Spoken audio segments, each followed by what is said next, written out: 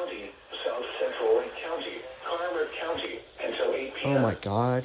At 7:23 p.m., a severe thunderstorm was located over Lester Prairie, or 17 miles east of Hutchinson, moving east at 40 miles per hour.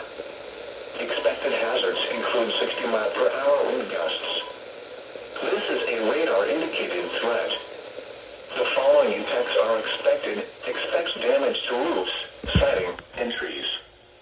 Locations impacted include Buffalo, Eden Prairie, Chaska, Chanhassen, Laconia, Mound, Orono, Victoria, Minnetrista, Delano, Watertown, and Norwood Young America. For your protection, move to an interior room on the lowest floor of a building.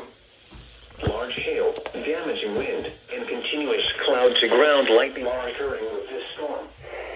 Move indoors immediately. Lightning is one of nature's leading killers. Hennepin County. Remember, if you can hear thunder, you are close enough to be struck by lightning. Repeating, a severe thunderstorm warning has been issued until 8 p.m. for the following counties in Minnesota: Carver, Hennepin, and Wright.